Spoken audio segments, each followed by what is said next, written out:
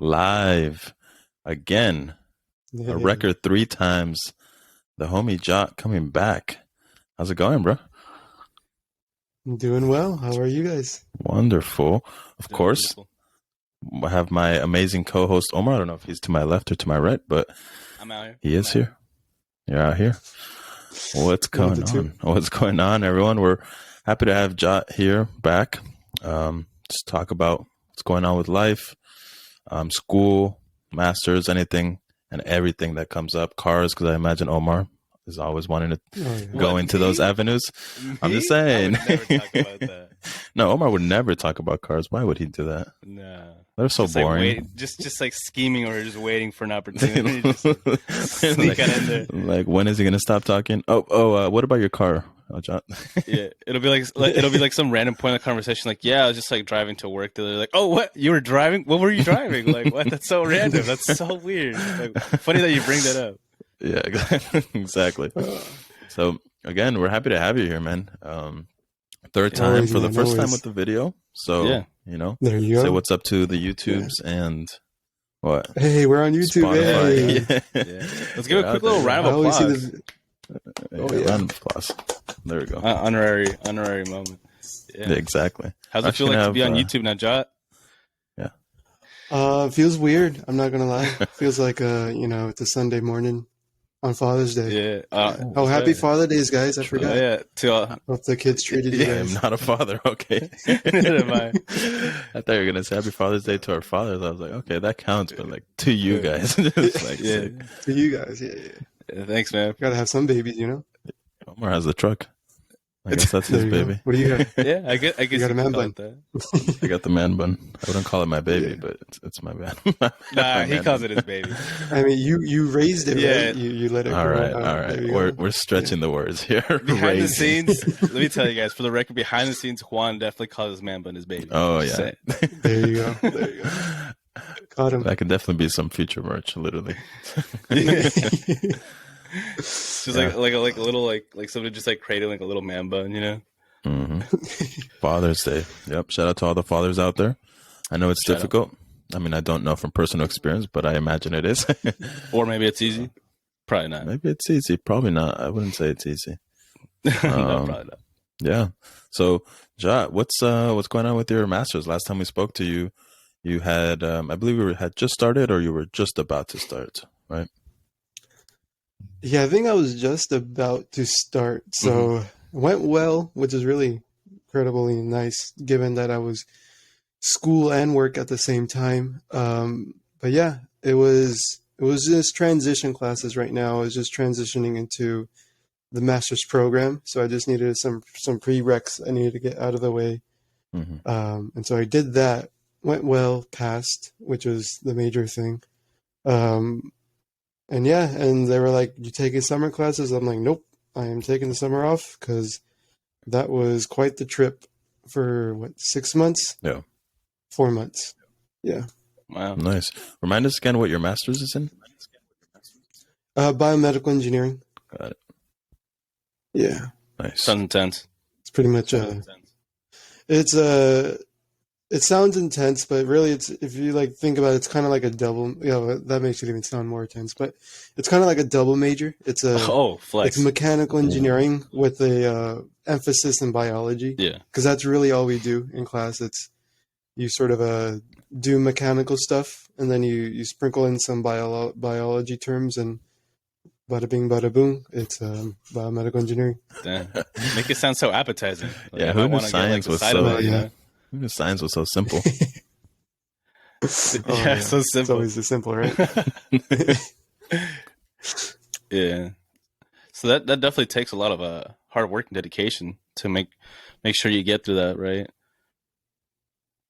Oh yeah, definitely. This was a very eye-opening semester, I would say. Mm. Shout out to my company for working with me to, make it possible, because my classes were at 3 p.m. and then 4:30 p.m. So still technically work time. But I was able to work it out with my manager. Essentially the schedule was, you get up, you go to work in the morning, You leave work at 12, so your lunch break is literally me driving home. Get home, have like a quick lunch or a quick snack or something. Do work until like what? Until class starts, and then leave for class. Come home, and if it was a 4:30 class, I would just jump on to make sure I didn't miss anything. But if it was a 3 o'clock class, I would go to class, come home, and then come back and do some extra work. And so that was the schedule for pretty much what, yeah, like I said, 4 months. And it was, I'm not going to say it was fun at all, because I was probably the most tired I was in my life during that time. Yeah. Damn. Wow. That is pretty intense. That is intense. Shout To out be you like though. back and forth, back and forth. Yeah. And like at Oh yeah. any It was point, like, did you like lose track of things? Like, was it difficult for you to be like, oh, that's right, I need to like get this done? Or... I felt like I was losing track. Yeah. Oh yeah, all semester long. I felt like I was behind on everything, but you know, weekends was like your time to sort of catch up, right? Hmm. But there's no time to catch up because you got homework to do, to move on with whatever you're doing, and then you know, some little time to relax and, you know, just for not think about things. But it was a very like ongoing process where if you lag behind, you stay behind. Yeah. So it's like you really had to be on top of yourself, work wise and school wise. Wow. It's pretty intense. So I know. really don't recommend it. Yeah, combining school and Yeah. work, I've heard, is really not a good combination, especially when you have like both a mental job, and then you have school, Mhm. which is obviously extremely mentally exhausting. Was there something that you did, like, did you have any time for hobbies, things of that sort, to like take your mind off of it? And maybe like, should you have, like, if you didn't? I really didn't, and I felt like, I don't know. Some people tell me I'm good with time management, but I tell them I'm the absolute worst, because I manage time for work, but I don't manage time for myself. Yep. And that's like the one thing I'm still working on, because I'll manage everything around me. I'll manage like work time, making sure I get all my work done. I'll manage time to get all my school work done. But then it's like I have like very little time for like for me, right? So things I like to do, that I need to do, right? Yep. And so that part of it, yeah, I'm still struggling with. And so for the last semester, I would say towards the end, I got a little bit better. Thankfully, because I joined, one of my cousins started a volleyball group chat. And so we play volleyball just like on the weekends. And so that's like my little, escape, I guess you can say, Nice. where I'm able to like just go out and just play for a bit.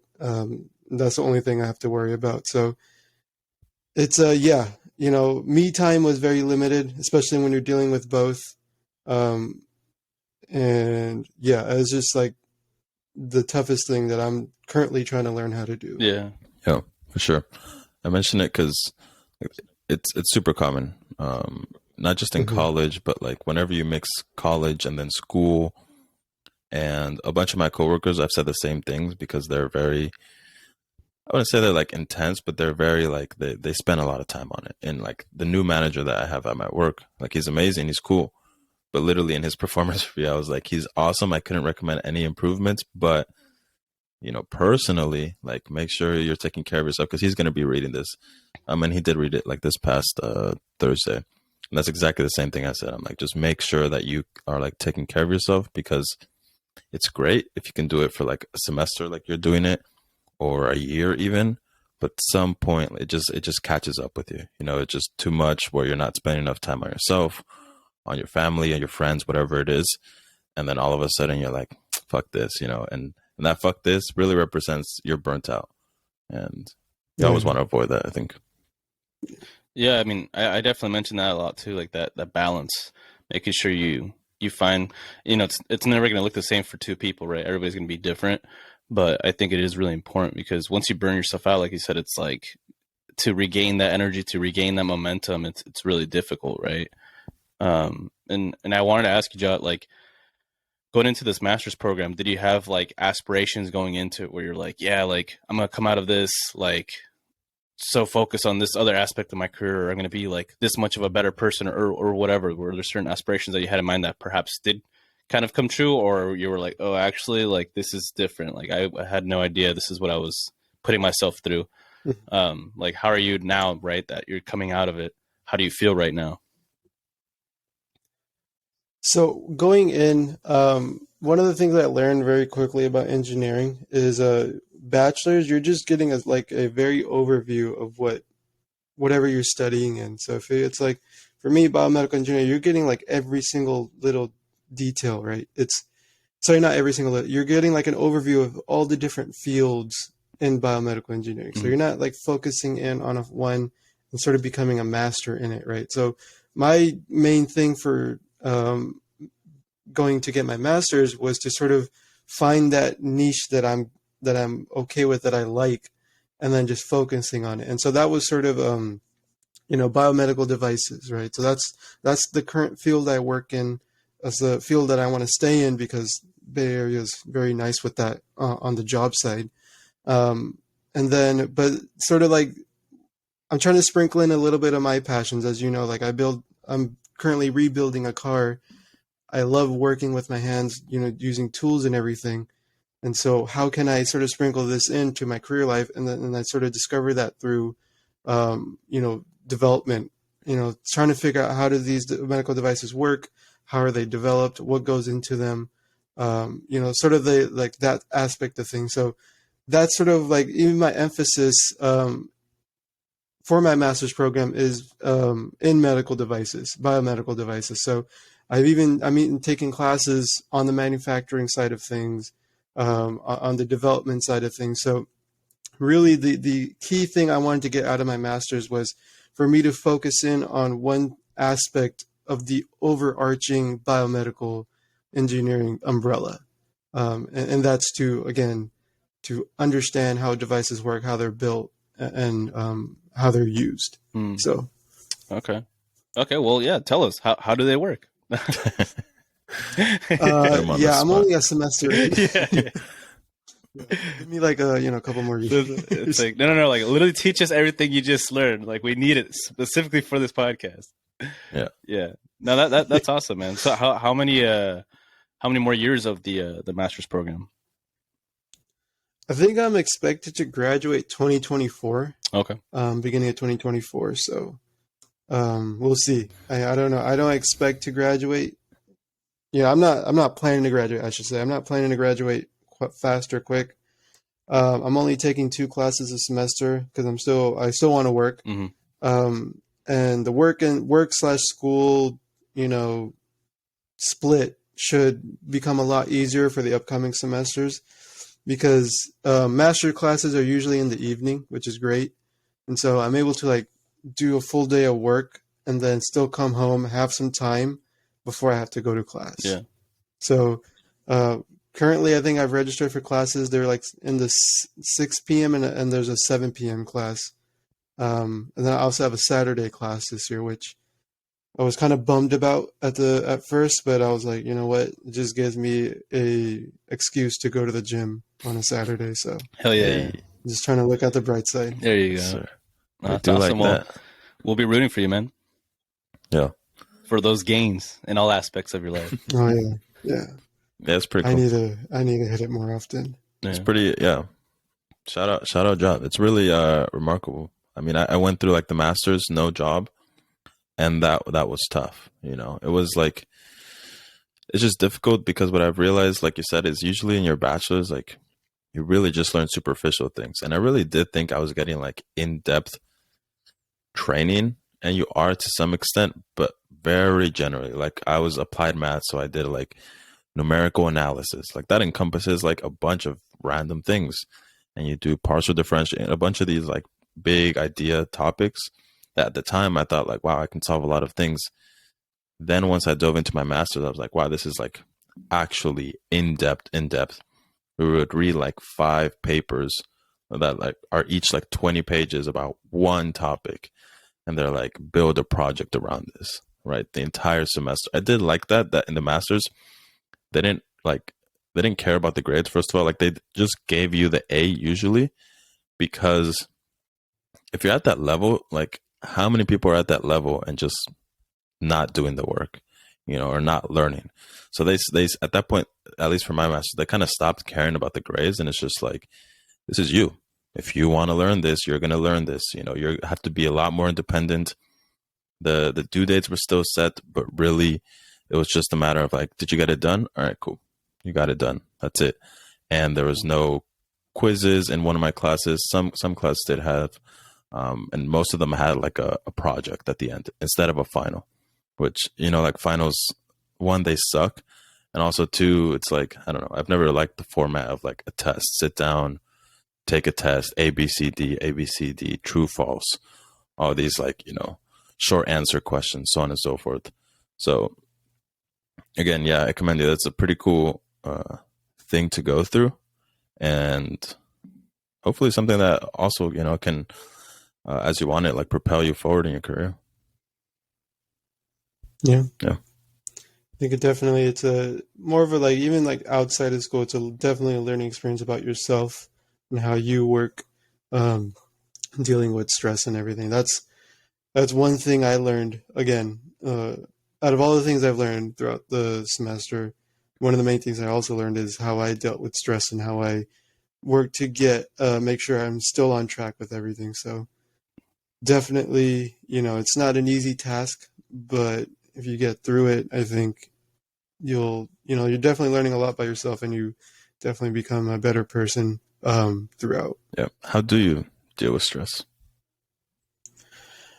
I've learned that the best way, because the stress is just, for me, it's, I have all this work to do. I'm freaking out because there's little time to do it, or I don't know if I have enough time to do it. Like, will I be able to get all this done? And the best way I've learned to deal with that is creating a list. Just list out everything I have to do, not in any particular order, just write it down.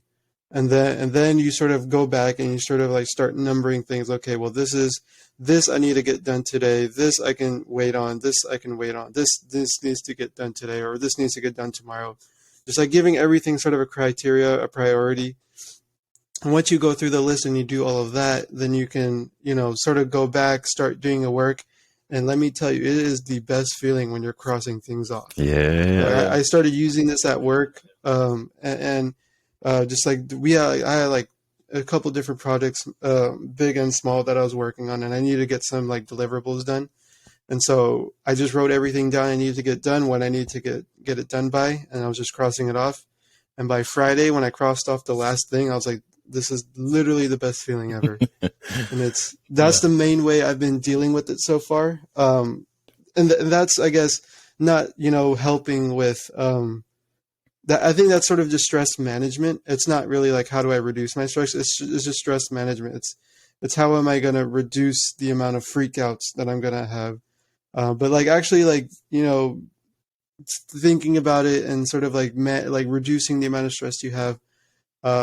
That part, I guess it's just me just thinking about it. I feel like in today's society, we hold everything that we do to a pedestal. So if you don't get it done, it's like the end of the world. Right. Where 99% of the time, I would say it's not. If you don't get something done, oh well. It's like you're like, there's only a certain point you can push yourself to before your breaking point. Yeah. And then at that point, it's like you lose everything anyway, right? So if you push yourself too hard and you reach that breaking point and you lose everything, then like you're right back to where you were, square one, where nothing's getting done. But if you just give yourself a little bit of that leeway, saying like, okay, well, if I don't get it done today, oh well, I'll get it done tomorrow, or I'll get it done the next day. But it's like not putting too much pressure on yourself. That part I'm still working on, and eventually, hopefully, I'll get there. But yeah, I mean, it's just we've just put things on this pedestal that we need to get done. It needs to be perfect. Which I'm not saying half-ass your work. Don't do that. But just keep in mind that you're not going to get everything done. You're not superhuman, essentially. And that's sort of the mindset I go through every time I have like a really long list. It's like, if I don't get it done, it's okay. we're gonna prioritize the important things, and then the things that can wait, we're just gonna do them later. Yeah. Facts. Yeah, I mean, I definitely do the same thing. I have like a whiteboard, or like I write everything down, usually at the beginning of my week or like over the weekend before the week starts, and that's definitely helped me out. I don't cross them out. Obviously, I have like a dry erase or eraser, whatever, Yeah. right? But that's the best feeling when you're like, yes, I did this, and you're just cleaning that off or crossing it out. There's no better feeling, because that's like it's a feeling of fulfillment, right? Like, I did what I was supposed to. I said I was going to do this, and I did that. Like, there's no doubt in your mind that you're capable as a person, as a human being, to get the next thing done, right? And I think that's the wonderful thing for the people that aren't perhaps doing that, or aren't as organized. It's like, once you get that first thing done, it's literally the leeway into the next thing, and then into the next thing, into the next thing, and you gain that momentum, right? You start building up. But yeah, sometimes you do get to the point where you're like, dude, I'm trying to do way too much. Like, I'm going like clinically insane, right? Yeah, I mean, I had a week like that like a few weeks ago, and that just took everything out of me. Like, just completely drained, like no energy, like it was even like affecting me, like my physical health. And I was like, what am I doing? I'm killing myself out here, and like Juan and I were both always talking on the podcast, like pursue that, like really try to find your limits, push yourself to be a better person, right? And then of course that's the other side of it. It's like when you push yourself too far, when you spread yourself too thin, and now it's like you got to recover and also make up for any time lost while you're trying to recover, right? So it's some fascinating stuff, man. Stress can eat you alive from the inside out, Mm-hmm. Oh, yeah, definitely. I have this recommendation, John. Actually, let me share, since we can share. Let me get a paper. Since we can share screens now, open. right? Let me see if you guys okay. can see this now. Actually, I'm gonna share a window. This one. We do have technology. We do have technology. Let's check this out. Can you guys see this? Not yet. Okay. Okay. Let me try this again. Let me share this. Okay. No. That did not work. Sometimes technology doesn't work. Sometimes technology doesn't work, yeah. Okay. One more time, and then we can let it be. Can you guys see this? No, right? No. Nope. Okay. Does it move everything all of our faces to the right? It should. When you do it? Yeah, it should, Yeah. but it didn't. All right. Okay. Anyways, Sorry, Jack. You're on your own, man. Nah. The app is called Todoist. You can get it on To-do list. All right. Todoist. Ist. Okay. Yeah. I'm pretty sure you can get it on. I mean, I have it on my Mac. I also have it. I like it because it's cross-platform. So I have my Mac that I usually, for me, like at work, I take meetings on, just because like the mic is better, the AirPods, right? It's like it's already set up there, and the camera's better. And then I have my PC that my company sent me. So you can actually have this on both, and I do, where like it updates it. So if I do something here, it updates it there, and it's literally just exactly what you're talking about. So you make like tasks, just literally tasks that you can click on, and you can make subtasks. Check it out. For anyone out there, check it out. It's super useful. I use it. Yep, there we go. There it is. Thank you, Omar. I use it because the way like we work is we use Scrum. Do you guys use Scrum? I've heard of it, but I don't think I've ever used it. Yeah, so Scrum is like, I mean, there's a couple like different parts of Scrum that we don't need to go into, but the primary part is this thing called stand up. So every day for like 15 minutes, we hop on and we're like, oh, what is everyone working on? And everyone's working on these things called tickets. Really, like I've told Omar, it's just tasks. So a specific task, like I want to rewrite this function. And so what I have on the to-do is I literally have like, I want to rewrite this function. Then I have subtopics like, all right, I need to review the code. I need to ask questions because this is someone else's code and see if I understand the context of it right. Then I need to rewrite the code, actually test it, submit a PR, and then, so on and so forth. So it was in the stuff that I do, at least it's super helpful just to, in the same way, like every time I click like, boop, done, and it just leaves. I'm just like, yes, I just did that. So check it out. It's a pretty useful tool, I think. Right. Yeah, definitely. I'm just going paper and pen, but if I can definitely digitize it, definitely saving a lot of paper there. Yep. Yeah, sure. that is true. That's something that I haven't been like dealing with too. Like ever since we started the podcast, like I had to buy like this laptop, right? And like Mhm. I can't believe I was like living like a caveman. Technology. Yeah. I literally felt like that one episode on SpongeBob when like they're like in the caveman stage or ages or whatever, and like Patrick, it's like we have technology, and then he gets a computer and starts like banging the thing. Yeah. That's how you use it. Yeah, that's literally how I felt like I was before we started the podcast. And like that's why I always tell people like this podcast has done a lot for me, and like that's one of them, you know. And like you wouldn't expect that, but it's like now that I use my laptop, it's like, yeah, it's like a whole ass tool. I'm like, what was I doing with my life? Like how could you live without it, right? And of course I'm in the very like beginners though. Like there's people that do crazy stuff on computers.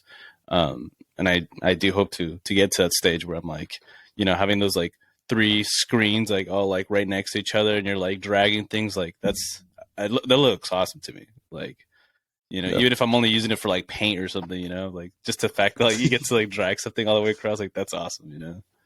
All my coworkers pretty much have that set up. It's like it's a nerd thing, I think. It's a nerd like software engineering. Yeah. I have a two screen setup at work. Okay, there you go. Yeah, but at home I just have mine, and then, well, I mean, you can like sort of cheat the system, Omar. If you have like a monitor and you have your laptop, you can use that could be your 2 screens. So you can have like you can drag things between the monitor and your laptop. So that's what I do when I work at home. Mm-hmm. So it's like you still get like the 2 screen effect. And how beneficial is that? Like, does having that extra screen really help you out, or is it just all for show? For work? Yeah. Or like for in general? No, like for work, I would say for work, I would say having 2 screens is the absolute most crucial thing. It really depends on your work. Again, like some people at work have 3 screens. I've only seen one person with 4, but I think that person was a computer science person. Okay. And so like writing codes and like having other things going on in the background is probably something they have to do. But for me, it's like I like having 2 screens because most of the time I'm reviewing stuff. So I have what I'm reviewing on one screen, and then I have the reference on the other screen. Right. So it's like instead of like, you know, flipping back and forth or like splitting your one screen into 2, you know how you can do that with your browsers. Right. You can just have 2 separate screens for like what you're reviewing. And it's like, if I don't have that, then I'm absolutely struggling just to get work done. But yeah, having 2 screens is like, depending on what you do, is pretty crucial. Wow. Yeah. I'll reiterate Just makes it easier, I would say. Yeah, I'll reiterate that from like a computer science, data science thing. Like that's the reason why most of my coworkers have it, because you're just doing so many things at the same time. Like, for example, literally like on Friday, I was writing code. So that's one screen. And then on the other hand, you're running. So you can run programs on the background, on the cloud, pretty much, that you're not like touching yourself, but you have to keep track of. Like, all right, is it still going good? Like nothing broke? All right, nothing broke. So you have to take care of that. And then for me and most people, like you want to have, you know, Spotify, have some music on, something to chill out. So you have that screen open. I have like tabs and I have the 2 computers open, but I could definitely see. And my coworkers have spoken very highly about like having like 3 and 4. And one guy has like this crazy setup where it's like the entire wall is like 1, 2, 3. I think it was like 6 screens that he had plus a laptop. But he's like on another level because he has like the GPUs, which to be fair, GPUs, graphic processing units, are really important for what we do because you want to run things in parallel versus serial, and GPUs like really help you. So even though I make fun of him all the time, that is a pretty good use of it. Yeah.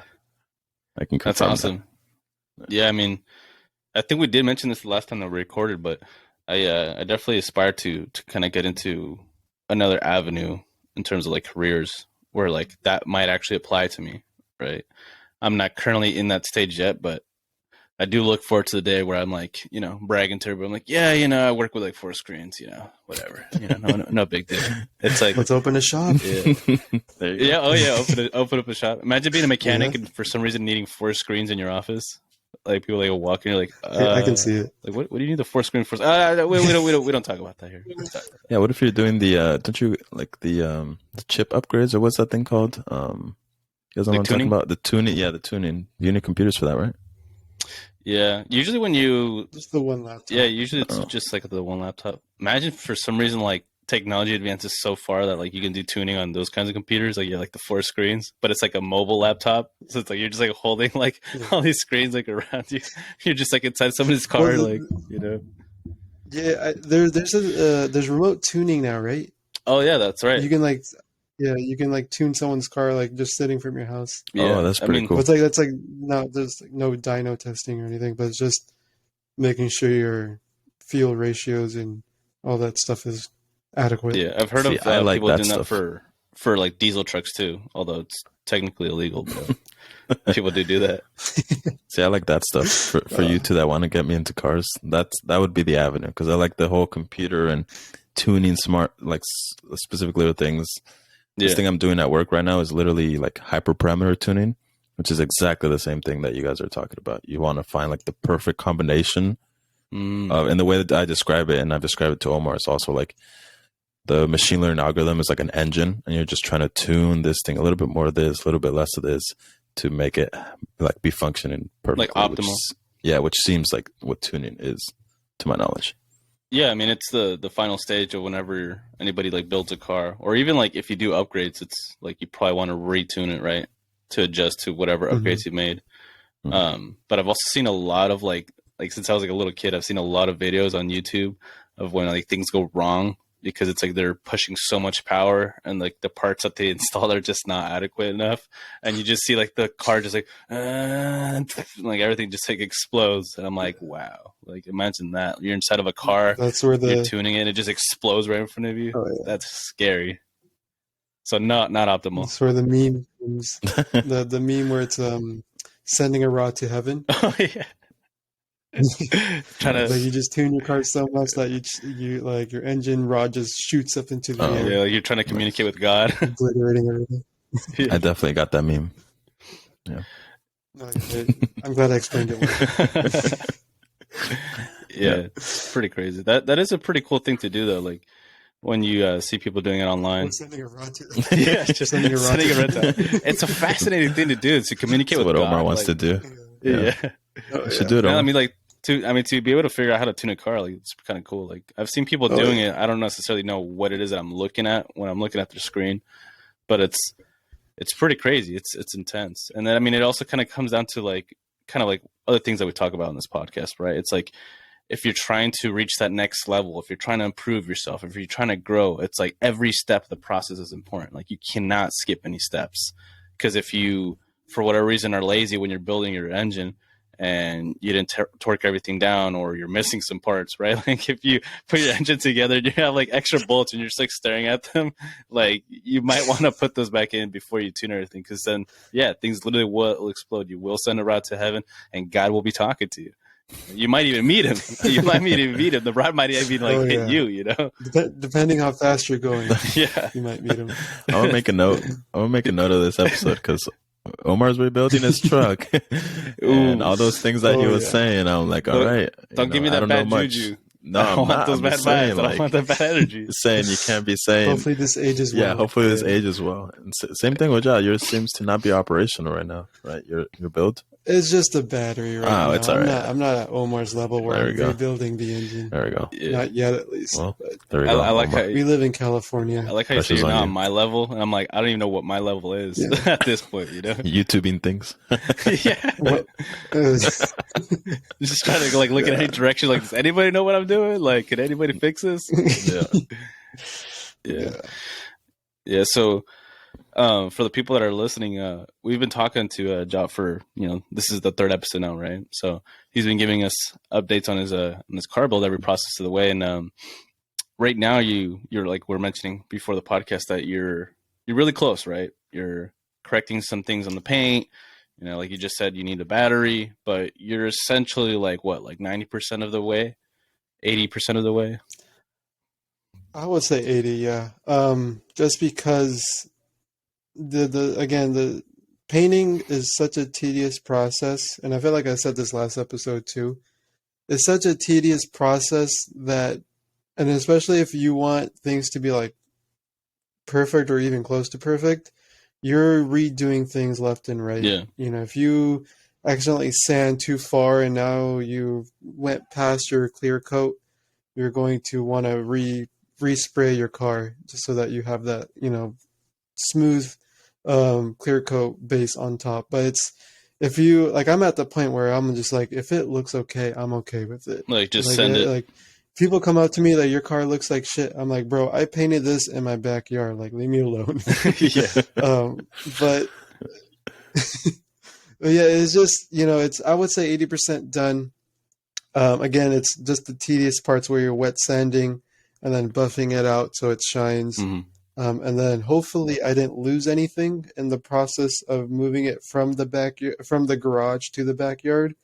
And then it's just putting back all the pieces, Yeah. that small and big. And like where you currently stand with it, are there any things that come to mind that you would probably like recommend other people like not to do or try to avoid if they were trying to like paint their own car that you could share with us? If you were trying to paint your own car, just lower your expectations by like 50%, especially if it's your first time. Yeah. Yeah. If it's your first time, like the thing is, you watch all these videos, you see all of these like cars come out of the paint booth, and it's like it's absolutely perfect, right? You have that floor room shine and everything. Trust me, you're not going to get that from your first project as for painting a car. Hmm. And if you do, like, props to you. Like, if you were able to achieve that, then I think you just found your new passion or your new career. Hmm. But you know, if it's your first time, especially like I've done minor body parts, right? Like I showed you, I did like the wing, Yeah. did other things around that, but like painting a whole car is such a different avenue.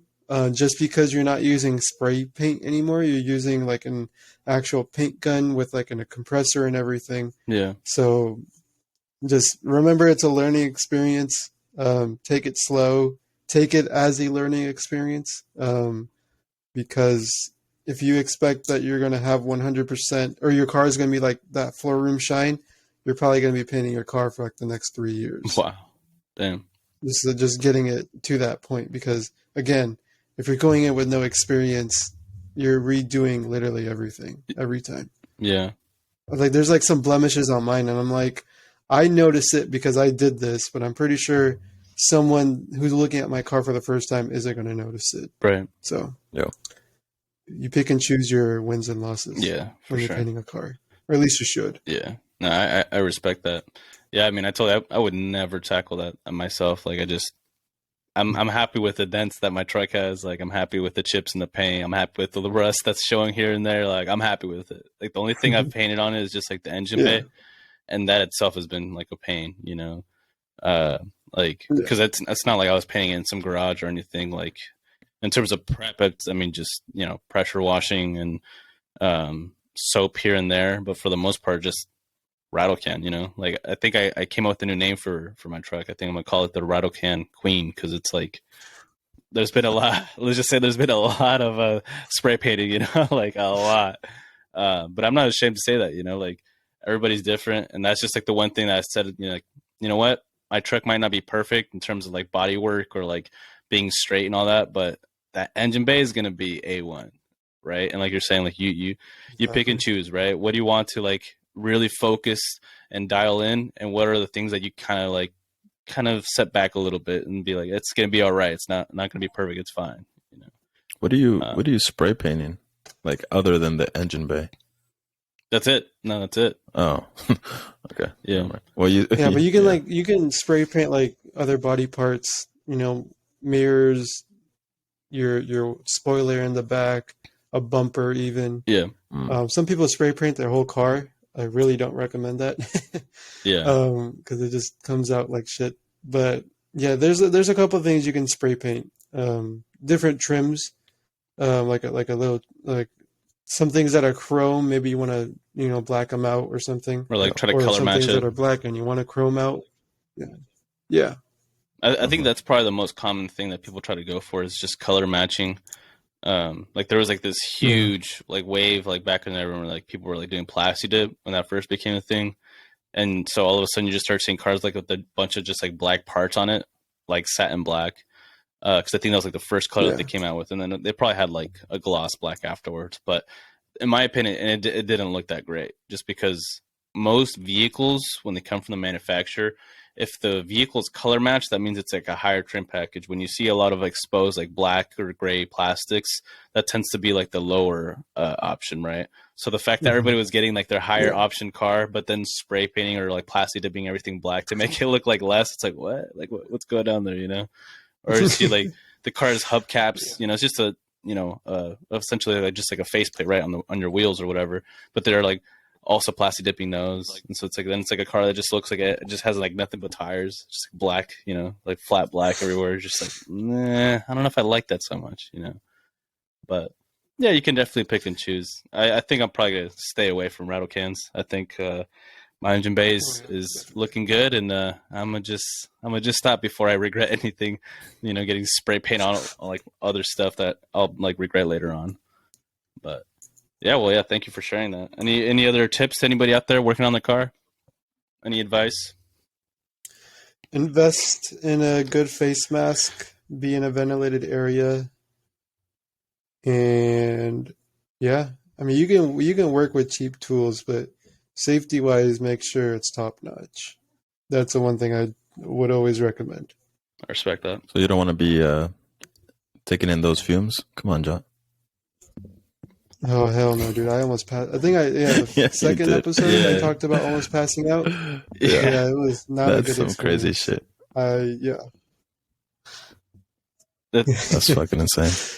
that's also another way that Good you can talk to ventilation is God. very key. Yeah. You can talk Oh, to God by shooting a rod or send a rod or just or just breathe in all the fumes of your paint. inhaling paint fumes. Seems like a How lot crazy of would that be, right? Like you're just like spray painting or whatever, the fumes get to you, and it's like everything just starts getting cloudy because of Just how much pass like out. like stuff there's in the air, and you're like, wow, like this is like a lot, and all of a sudden next thing you're like, oh wait, this isn't paint, these are clouds. Like what the hell? Where am I? You know, you're like looking around like, oh, dude. seems like a lot of things in rebuilding a car can take you to God right away. Oh, facts. Well, Oh, dude, no, you have no idea. yeah, dude. Like literally like a month ago, I was like fixing like something like I was trying to like do the transmission mount for my truck, and my the parking brake cable like snapped, but I didn't realize this, right? Because of course this is like the first build that I ever do, so like I just saw the cable. I'm like, it's just another thing I have to fix at some point. But it's at my buddy's house. It's like at a downward slope. And I literally, as I'm working on the truck, it's just like it starts creeping forward a little bit and a little bit. And I'm like working underneath it, you know. And I'm just like, yeah, no, I'm good. I think I'm good. I don't think I want to get smashed by this like heavy truck that's like, half rust at this point, right? Because it's like old. But I'm like, yeah, I think I'm good. And like the next following day, my buddy told me, like, you realize you don't have brakes on the truck, right? I'm like, oh shit, like that's when it hit you, like oh damn, that's another close interaction with God. I'm getting a bit too comfortable talking with God at this point, like we got to be careful. But yeah, there's a lot of Oh, ways yeah. things can go My wrong. my yeah. I haven't had like a bad experience yet. At least I don't think I can remember any. But I think my biggest fear when I'm working on a car, and this is the one thing I had to work to get over, was just getting under it. And it was you can like as a kid, my dad was not into safety all that much. So the way he would Dads. change the oil, yeah, the way he would change the oil is just jack it up, right? And then no jack stands, no nothing, just jack it up, and then have the jack just hold the car up Oh, while he did the oil change. oh, Yeah, damn. and so it's putting a lot of trust in the jack itself. Yeah. I do not do that. I don't. That was one of my biggest fears growing up. And so I think I take it to the extremes where I jack the car up, I put jack stands under it, I take the wheels off, I put the wheels under the car, and I leave the jack there. Oh, So okay. it's like everything has to fail for me to die, essentially. Like if you die, So it was if meant. everything It was meant fails, to happen. yeah, it was meant to be. If everything failed and then like everything just came crashing down, it was meant to be Yeah. at that point. Yeah. Wow. So Yeah, I still remember when I like did my first few like oil changes like back in high school. Like the first like few times, like it was like on that same truck that I'm building right now, and I it didn't hit me like yeah, you really are underneath this like heavy vehicle. You know, I mean, it's a machine, right? Like you could, as simple as an oil change, like can go wrong, and you see videos of that happening all the time. Like just people sometimes are inexperienced, or that you're using the wrong tools, or just don't necessarily have the experience, right? Um, yeah, I mean, things can go wrong really quickly, but I mean, I still remember like the first time that I did an oil change, like I was like standing like or like laying down directly below it, and so of course as soon as you take off like the filter and all that, everything just like squared like right onto my face, and I'm like just like covered in like oil, and I'm just like, why did I do that? Like I knew I was gonna take it off. Like what did I expect? Like I was gonna take off everything, and it's like, oh, hold on 1 second, and like let me get out the way, and then it was just gonna like magically like start. Like no, like it's like this is a machine. You have to treat it like a machine, right? Like things will start leaking out if you like unbolt things, right? Like that's just what happens. But somebody that's inexperienced or has never worked on a car before doesn't realize these things, right? And then all of a sudden it's like it hits you, you're like, oh yeah, that's right. And you're like, I'm so stupid. Like why did I do that? was it hot oil or?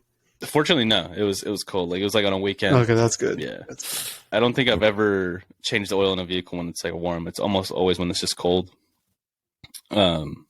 Yeah, I've done it when it's warm. Do not recommend. Yeah, that's kind of scary. I was gonna say. Yeah, it's pretty hot. Kinda, I didn't burn pretty myself. hot. I think it was it got hot because we were trying to move the car into the garage, and just from the driveway to the garage, That's all it takes. I guess the engine warmed up, and then it's like we got under it, and it was when we took the bolt off, it just got on my fingers, but it was like you could feel it. It was warm. Yeah. Mhm. Now imagine getting that to the face. Oh, Not good. Does not sound fun. R.I.P. Yeah. Yeah, another Yeah. way you can meet God. Yeah. That's probably the worst one of all the ones that we've discussed. Yeah. Well, I was like, now that this like reminds me too, like Juan, you were like working on your car like a couple of months ago, and you were Facetiming me while you were doing it. By working, he means I changed my battery. I just want to put that out. Hey, that's work. Hey, it's work, That's man. work. Got to do So work. most people can't do It's the that. very minimum. Exactly. Most people just call AAA. Yeah, or they just take it to a mechanic. Think about that. Yeah. Yeah. I hadn't. I don't know where I was, but I left somewhere to go travel or somewhere else. Then I came back and I hadn't driven it in like a couple of months, and the battery was already like kind of old. I still think it should have lasted a little bit longer, but literally as I looked up, like what are the things that can shorten your battery life, it was like extreme temperature, and I'm in fucking Tucson where it's like triple digits like all the time, and it's like long drives, and I had just driven from California to Arizona, and it was like all these other things just like clicking. I'm like, okay, cool. So all right, I should probably not complain about this then, and just change it. But yeah, I FaceTime Omar because well, now that I know Ja knows about this, maybe I'll FaceTime Ja as well. But Omar was my single knowledge of cars. Aside from YouTube, to be fair, I YouTubed a lot of things, and I was like, all right, that seems kind of simple. But then I think I FaceTimed you because I was missing a wrench of some sort, and I had one, but I needed something specific, and it was like, I don't know, the bolt was just like weird, and it was like rusted, and I needed to like take it off like very carefully. So like Omar hooked it up with some pretty cool tool that I actually do like. That it's like, what is it, Omar? It's like a Device grips. It's a vice script, yeah. So some vice scripts, some really good ones too. That like, you know, I don't know, have a bunch of different dials, which I imagine is a cool, good thing. And yeah, I changed my battery. It was cool. It worked. When the engine started, I was like, wow, I should just become a mechanic already. Like this shit's easy. Not gonna lie, I was like, damn, it's just pretty easy. Let me just fucking. Why don't more people do this? But yeah. Well, like that's the thing too. Like a lot of people, when they work on their cars, like they have like a friend that they know that has tools, or maybe like their parents have tools or whatever, right? And that's convenient, right? But what about like when you move state? You know, like what about if you like live in a place where you have no tools? Like that was literally Juan, right? Yep. And like maybe the vice grips weren't the best, but like at the moment I was like, you need to buy something that's like adjustable that like you could use like for other things too. Because I'm like, I wouldn't just recommend you just go buy a set of like wrenches if you're never going to use them again, right? Like maybe like use something that you can reuse or something, like in case of an emergency, right? And yeah, I mean it worked out, right? But people don't think about that. Like, what if you literally move to a whole nother state? Like, you don't know anybody. Like, nobody's there. Yep. Like, you don't have like that friendly neighbor you can just like ask. You know, like how people are always like, "Hey, can I get a cup of sugar?" It's like, "Hey, can I get a couple of wrenches?" You know, like you don't have that, right? So it's like you have to kind of try to like figure out all of that before you actually start the process on working on your car. Even if it's something simple as a battery or an oil change, right? Like you got to think about those things too, right? Yeah, sure. And before I changed it, my battery was like dying all the time. So like recommendation, I'm sure you guys have seen it, like those little like battery pack things that can charge up your battery. Yeah. Shout out. You know, I'm not like a super car person, but those things are awesome because they just like my battery was like dead and I put it on, it starts right back up. And the very first time, so essentially like most of the time, like your battery, like if your car doesn't start, like your battery has low voltage, obviously. But in the very extreme scenario, you have like almost zero voltage, in which case it has like this special like button that literally it says like only use this if absolutely necessary, because it puts like a stupid amount of like watts in it, and like it is like it's pretty like a lot of energy, right? And it's dangerous and shit. But you put it on and like starts blinking, which scared the shit out of me. And I stepped back, and sure enough, it started the engine. I was like, "Wow, that's actually it." Jump started the battery from like I think like 2 volts maybe is what it had. I was like, "Damn!" Yeah. So shout out to those little box things. I still have it in my car there. Yeah, invest in one. Yep, like good. Yeah, no, that can be a lifesaver. I mean, we should probably do like another episode, like talking like specifically about like things you should have as a car owner. Like, because I think there's a lot of people that don't have like your basic tools. Because like some cars do come with like their own kit that's usually like in the trunk or something like that. But like, say like for somebody like me, like my truck is so outdated, so old. Like, there's nothing that I could say came with it from factory, right? That I still have. So it's like it's definitely good to have like a cool set of tools, you know, some screwdrivers, something like that. Like at the very least, in case like like if you're on the side of the road and your battery goes out, or like a battery pack, like Juan's saying, like there's a lot of things that people don't really think about when traveling like long distances. Like the fact that people actually even start a trip and you're like, well, I'm gonna just drive, so everything should go fine, right? Like no spare tire, like no nothing. They just go for it. They just wing it. It's like it's crazy. People are living on a very, very crazy lifestyle out there. They're living vicariously, living on the edge. I feel like you're not going to do that until you experience it once. Because I personally don't check for tools when we go on a long trip. It's just if the car turns on, we have gas. All right, let's go. Yeah. But it's like once you experience it for the first time, I'm pretty sure it's like from that point on, you're like, okay, let's make sure we have all the tools necessary. Yeah. In case we get stranded. Yeah. I think the thing that my parents always had was a set of cables.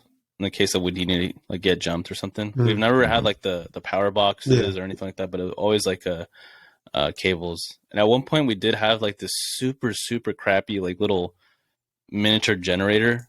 Like it was like the size of like, you know, it's like this big, but it made like the sound like it was like it had its own engine. It was like ridiculous, you know? And it took forever for it to actually like charge the battery. It's like we'd be on the side of the road and you just hear, you know, and it's like it did nothing. It did absolutely nothing. Like the plastic on it itself was like breaking apart. So it's like you're trying to like fix it and keep it together as it's trying to fix your car. It's like what are we doing here? Nice. But yeah, I mean, got to be careful out there, people that are now on summer break traveling. Keep those things in mind, you know, have a spare tire or make sure that the spare tire underneath your car just works, you know, that it's going to work in the case of an emergency. Make sure you know how to get it out. That too. There's like, yeah, if you don't know how to get your spare tire out of your trunk, you can have all the tools you want, but yeah. Nice. I know like for our truck, we had a flat tire somewhere, and to get the because it's like under the bed, right? So you have to like sort of you get the probing stuff out of the car. You there's like a little little hole that you're supposed to put the probe into, and you're supposed to like reel it down. Yeah. And for a guy, my dad knew how to do it. I had no idea how to get the tire. I was going under the truck, and I'm like trying to look for something to unscrew so I can get the tire off. He's like, no, you just gotta put this here, and then crank it, and then the tire slowly came down because it was like on a chain or something. And so if I was by myself, I would have been like YouTubing it for like at least 20, 30 minutes before I actually figured it out how to get it down. Yeah, or just like kicking the tire, So hoping that it definitely magically falls down. Yeah. Which is, yeah, exactly. True. Well, before we wrap this up, actually, I did want to get your opinion on one other thing that we've spoken about, which is the economy, inflation, potential recession coming. It's something that, you know, we have our little like group text where we sort of throw in a couple of memes and try to, you know, lessen the pain of the stock market and the economy crashing. Nice. But yeah, I wanted to get your take on it as someone who's also pretty active in, you know, investing and keeping up with the economy and the market, inflation and everything. What do you think we're at? And from your knowledge, what do you think is potentially coming? So I just want to start off with saying no way an expert. Most of the time I have no idea what I'm talking about when it comes to this kind of stuff. So I'm just going to throw that out there. But stock market wise, I feel like we're already at the downfall. I mean, crypto's gone to where it was before the pandemic started. Most of everything, all the stock prices, the pandemic, like when the pandemic first hit, I think those are the prices we're currently at. So the stock market crash, I feel like already happened, and if it still hasn't happened, then we're kind of screwed. Because what's more after this if we're already at like pre-pandemic prices, right? And so I feel like we're already hit the stock market crash. Whether there is another one that's going to even bring the prices lower kind of scares me.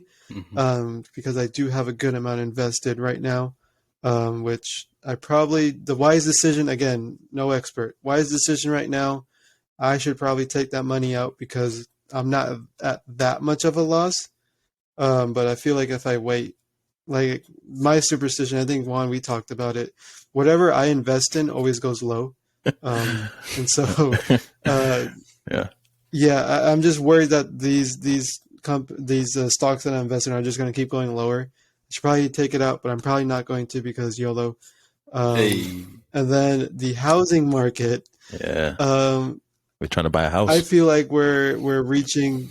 Yeah, I think we're very close to a 2008 situation, which I was obviously alive in 2008. But if you ask me what happened, I'd be like, I was probably like in 6th grade, so I didn't know jack shit was going on. Yeah. But reading about it now, hearing stories about it now, I feel like we're sort of reaching that point in time again where we're just going to have a huge crash of the housing market. I don't know how big, but pretty much people bought all of these houses.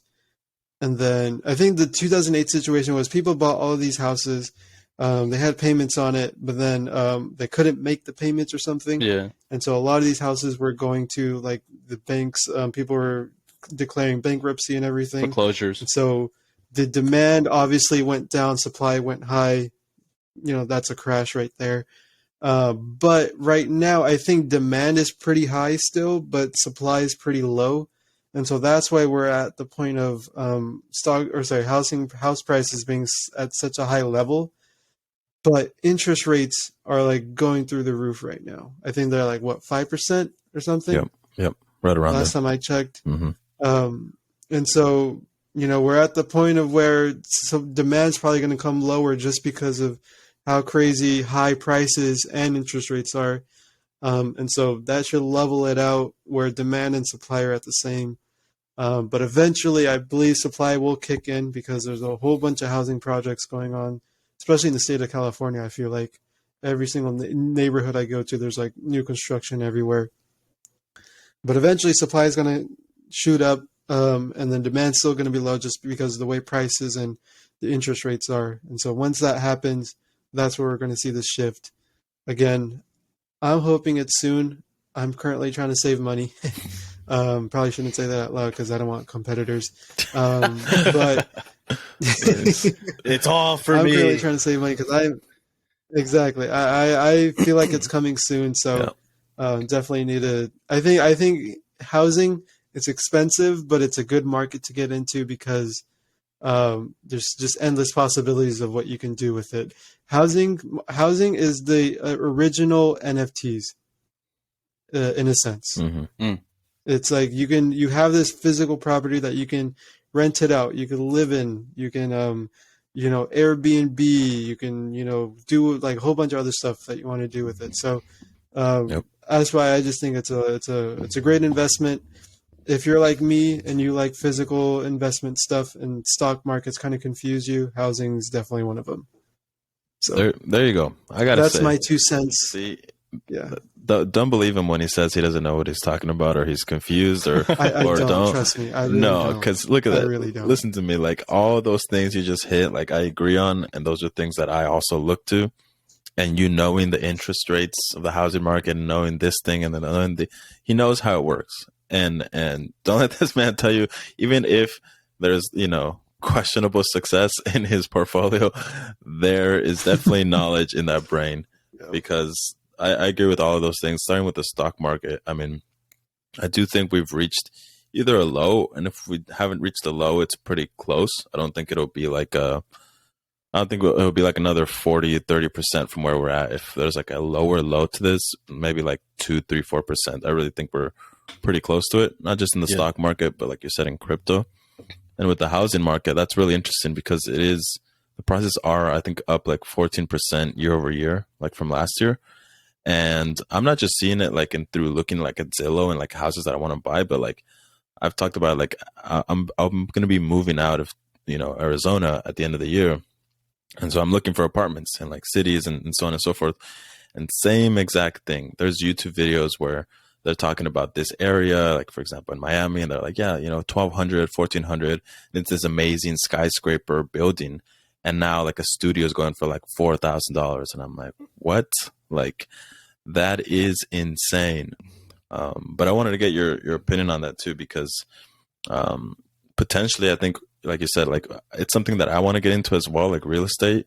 Something that another of our friend Kevin wants to get into as well.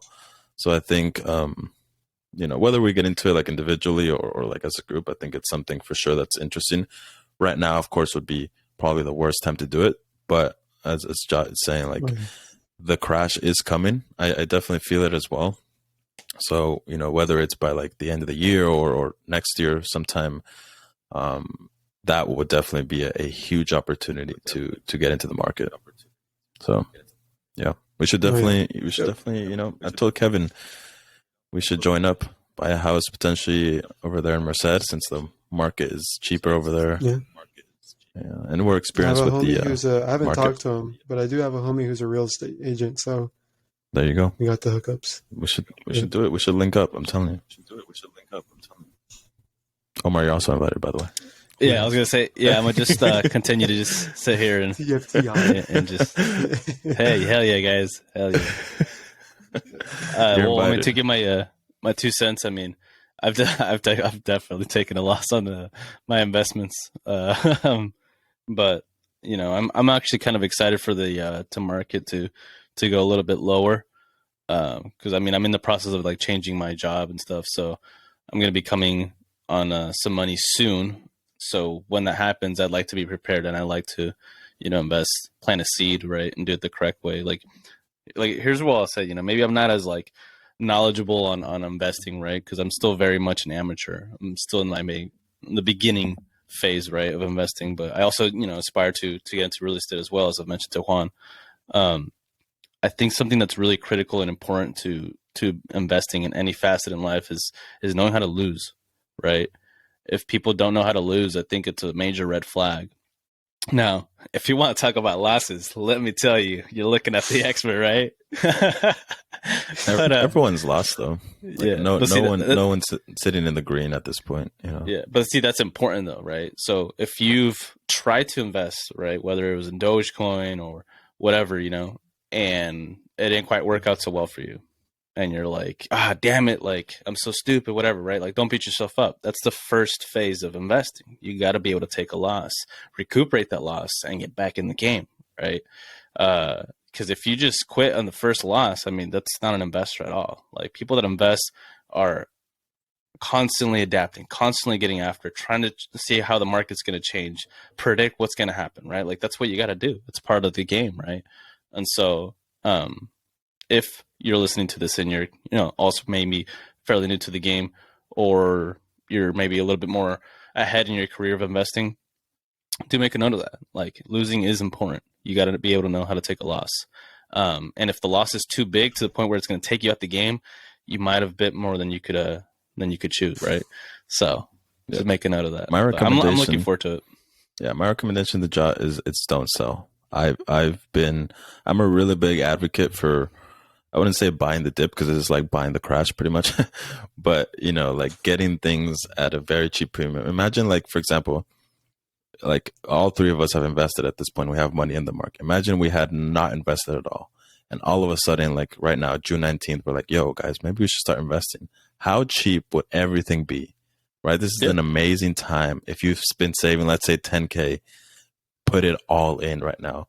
Because Ethereum, for example, is under 1,000. Last time I checked, it might have gone up a little bit.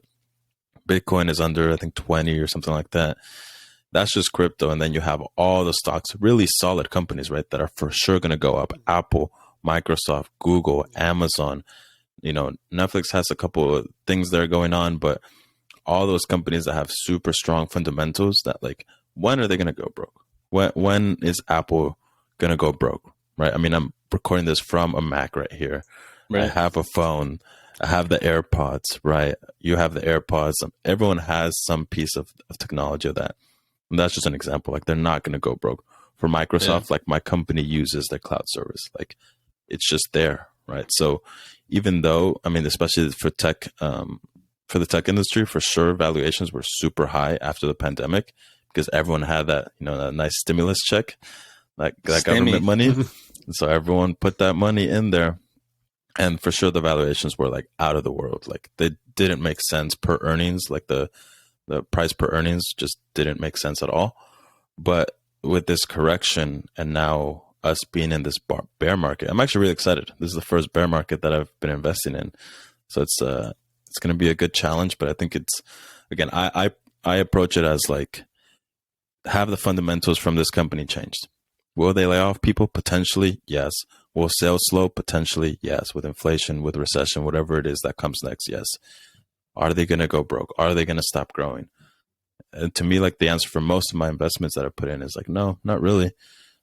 Maybe like a couple, 2 or 3 stocks of something that I'm like, that probably wasn't that good of an investment. Like, I put some money into DraftKings. That might have not been so good. But, Microsoft, Apple, Tesla, all the other things that I've bought, like, they're good. Did y'all just hear that? What was that? That was my car. My dad just turned it on. Oh, damn. Flexing on us just Flexing. Like that. Huh? Damn. That scared the shit out of me. That's why. Talking about investments out here, fucking flexing over here. Oh, yeah. Yeah. But that's my 2 cents. Sorry, Juan.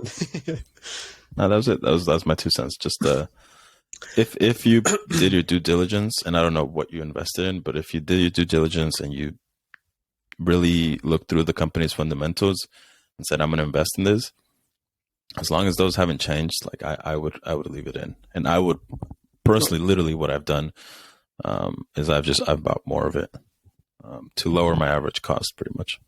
Yeah. I mean, I've held on to all of my investments. I haven't sold anything off. I mean, it's at a loss. I've accepted that. I've taken the L. I'm not super happy about that, right? But I'm comfortable with the fact that it's a loss, right? And the same thing. I'm only looking forward to investing more into it to bring down that cost. It's not actually a loss, though. Let's just be clear. Like, you don't lose anything until you sell it. Let's just yeah, that's true. I've lost, I think, like 5 G's, but I haven't sold anything, and I'm sure that it's gonna. I'll top you on that one. How much have you lost? So we were just talking about losses. Yeah. I think I'm comfortable with sharing my biggest loss, which was Dogecoin. So I bought it pre-hype, Uh-huh. So I got it for like around 4 or 5 cents, which is the price that it's at right now. So Pretty good. whoop-de-doo. So I bought it for 4 or 5 cents. Bought a good amount. It reached an all-time high, which was like 70 cents. What was it last year? This time last year. Yep. And your boy was netting around 6,000. Mm-hmm. And my dumbass was like, you know what? I think it's going to go to $1. I'm not going to sell. I'm at 0 right now with Doge. Yeah. It's back to 5 cents. I lost the 6,000 That's that fine. I could have cashed I out think on. that's Yeah. fine. Yeah. That's true. It is That's fine. not. That's literally not a again, loss. Yeah. It's like the thing with stocks is there's no time invested, just money.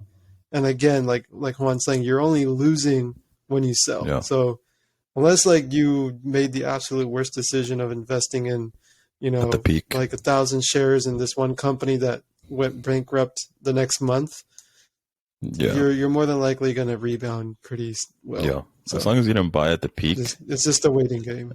If you didn't buy at the peak, you're fine. Like No, yeah. you're fine.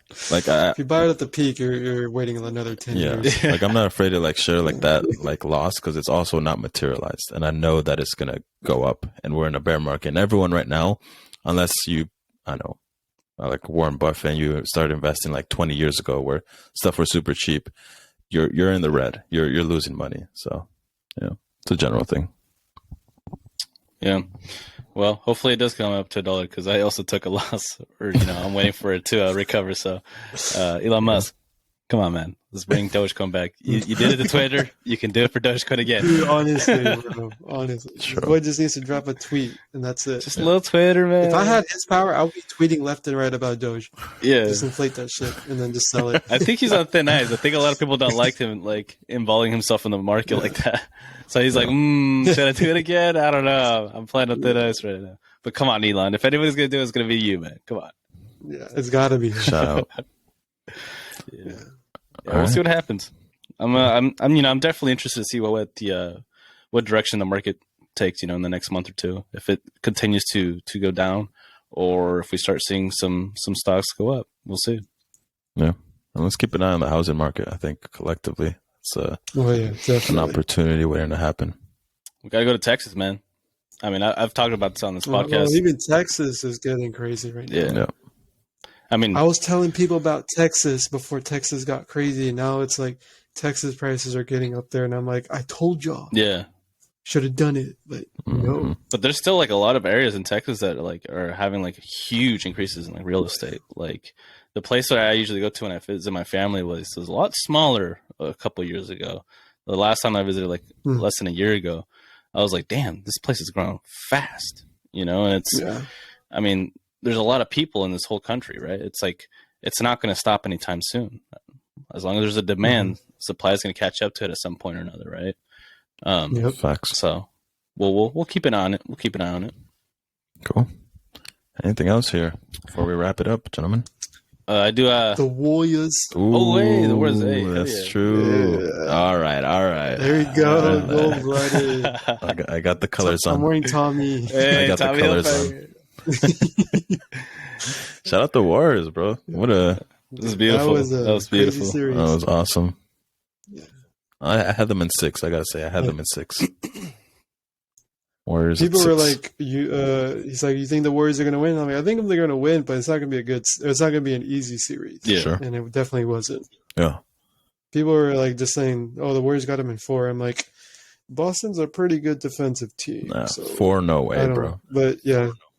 Even like Denver and Dallas. Oh, yeah. We did a gentleman's sweep of that. Nobody wants to get swept. It's just like, Hell no. and especially someone like Boston who went through what they went through. KD, Kyrie, Giannis, and who else was it? Jimmy Butler. and the Heat. Yeah. Yeah. But I do think after, what was it, game 3? I don't know if it was game 3 or game 4. We really like figured them out in some sense. Like they're I going think to it was come game 3 where Steph dropped, what, 40 something? 43, yeah. Yeah. In Boston, right? Yep. So that was a good game. Yep. Definitely. For sure. It was game 4. Yeah, game 3 is when they Right. lost, right, at Boston. Yeah, game 3 is when they lost. Yep. Yeah. Yeah, I was watching that game. That game was rough. I Yep. was like, Yeah. I was ecstatic too. I was Game like, oh, 1 they're was gonna win rough. this. They're I gonna ain't win gonna this. lie. Game 1 was Yeah. Game scary. 1 was like Yeah. yeah. I was like, to me, it was like, this isn't gonna happen again. But at the same time, it's like, how do you let them just get so hot from 3? Yeah. Yeah. You know what? Actually, now that I remember, I wasn't like super worried because of that. Because like Yeah. a lot of those were like wide open too. Like that's why they just Oh, had yeah, bad yeah. defense. Also, like Well, yeah. like when is Al Horford and them like what Draymond said after? Like when are they gonna shoot that again? Like come on, like Bro, like they're the not. thing is, like Draymond was so right about it because next game Al Horford only had 2 Yep, points, facts. Derek White I think and had it's like like it 5 or went from something. like what a career night from 3, Yeah, yeah. to just only 2 points. The thing I was telling like my sister is Yeah, like, I'm glad they pulled it off. yeah, I Yeah. hate when they're like talking trash when they're at their home crowd. I do not like that. Yeah. Like talk trash throughout the whole series if that's what you're gonna do. But Horford and Grant Williams and maybe someone else, but those were the two that I was looking at. Like they didn't say a word when they were like at Chase Center, but as soon as they entered TD Mhm. Garden, like oh, excuse me, sir. Like okay, you're this tough guy now. All right, excuse me, go ahead. I was like, come on, man, some So consistency. the weird thing that I noticed too, like when I was watching the games, is like the announcers were just like trashing the Warriors. I was like, what the hell? Like, why All are the they getting time. so much hate? Like, Yep. I'm not used to that, right? Like, Yeah. I've never seen a team get so much hate, especially when it's like the Warriors. Like you're talking about like one of like the best teams in like the league, and you're talking trash about them. Like, what the hell's wrong with you? Like, It's the same announcers that switch up after they win. yeah, Yep. They're like, oh, we knew it from the beginning. Yeah, it's you like- know, this Warrior team is going to be able to do it. Yep. It's like, man, get yeah, out. like shut up, dude. Like just put the team on mute, man. I don't want to listen to your shit right now. Yeah. Everyone hates on the people that win. You know, It's true. It's true. Oh yeah, that's true. was though. it 4 But, like, titles in 8 years? I feel like it's something that like is more like it happens more maybe in basketball, like because back when the Giants were like on their run for like the series and all that, like they didn't really have much like hate going on them. You know, like the Giants for the most part are fairly loved in like baseball. You know, like for soccer, I can't really imagine like anybody getting shit on. Really, like everybody's like very respectful, but like for some reason, like basketball, like people just hating like crazy. There's a lot of trash talk in basketball. Oh, Like yeah. I'm not used to the trash The talk. thing is, it's like, yeah, right. But it's like, if you think about it, aside from the whole Kevin Durant situation, the Warriors did it absolutely like to the books, right? You draft and you develop your stars, and you win championships, right? So aside from the Kevin Durant joining the Warriors, you know, that was like what, 3 seasons, and no, 3 3 seasons. seasons. And they won 2 out of 3. And so aside from like those 3 finals appearances, they, you know, all the other final appearances were like to the books. You know, like they developed their stars, you know, like Andrew Wiggins, even I would even like Andrew Wiggins came in as You didn't believe. the quote unquote, yeah, like no one believed in this guy, right? So it's like he was written off as a bust, right, from like all these different people. And now it's like, dude, if you really wanted to make a case, you can make a case for Andrew Wiggins Finals MVP. Yep, you could. Like you really could have made that case because that's just how much he's progressed from someone that doesn't care about the game to someone that's dominating on the defensive end and the offensive side of things. So Facts. it's just great to see that, you know, people come to the Warriors to revive their careers. I mean, JaVale McGee did it. Mm-hmm. You know, Sean Livingston did it after his atrocious injury. Yep. Andrew Wiggins now, and I mean, I'm pretty sure there's more on the list, but those are the 3 I can think off the top of my head. For sure. Yeah.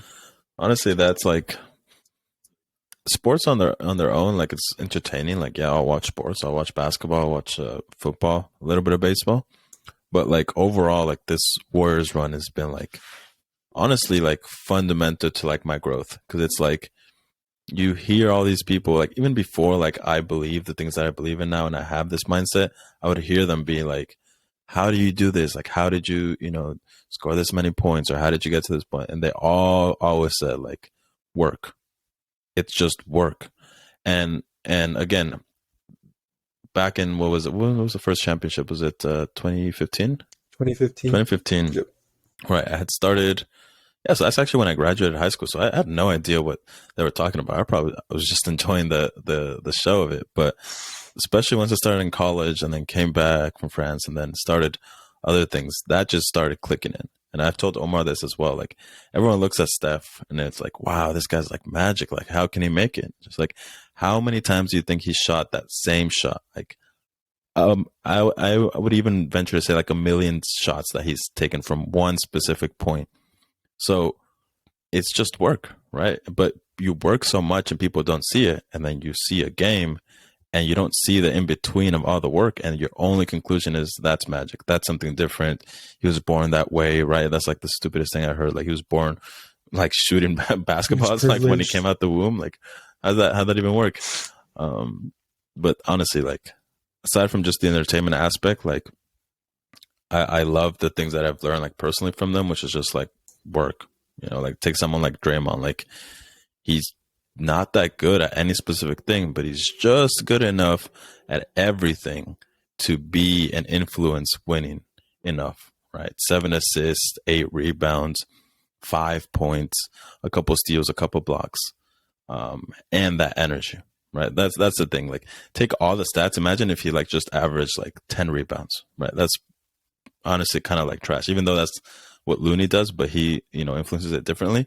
Just the energy from Draymond to me is like, that is something that you would want to embody, because he walks in there, he walks on the court, and you can feel when he's on there. And the other team, I really have a good sensation. Like, they also feel when he like checks into the game, even if he's doing good or if he's doing bad, like, all right, we're going to have to earn everything, right? There's nothing easy. So anyways, I can keep talking about this for like ever, but like I've legitimately learned like a bunch of lessons from them, how they operate. And then, when you win, you talk your shit because no one's going to say anything else, right? Exactly. That's all they got afterwards, right? Yep. Just to shit talking. Yeah. Yep. Special shout out to the first Mexican player to win an NBA championship. JTA. Yep. Juan Toscano Anderson. That's pretty cool, man. First of many, I hope, but pretty cool. Warriors are. And he's from Oakland. Yep. Oakland native, yeah. Hell yeah. Yep. Fuck, man, that's pretty cool too. I like his shoes. Whenever I watch him play, I'm always looking at his shoes. I'm like, okay, he's got that Mexican. He has like the Mexican flag, right? Yeah, it's pretty cool. Like, he's got that flavor. Okay, he's putting it out there. Yeah. Like, we like to see that. We like to see that. So shout out to him too. Yeah, sure. All right. Well, I think we can wrap this up, right? Yeah. I do have a wow. Wait. Hey, we had to bring it back to SpongeBob. Oh my goodness. So here we go. Definitely. So here's our wow for this episode. Yeah, and special thanks to Jot for joining us today. Really appreciate it, man. Best of luck with your masters, and we'll be checking in with you soon, right? Yep. Yep. And as always, make sure to check us out on Instagram at the Intrinsic Podcast, YouTube now, Spotify, Anchor, all the other good stuff. Share this if you like it. Drop some comments, show some love, and thanks again for supporting. Now, without further ado, our wow from SpongeBob. F is for friends who do things together. There you go. One of the best ones. That's all you need. That's it. Yeah. Yes. All right. Yes. Appreciate it so much, everybody. Peace out, guys. All right. See ya. Thank you.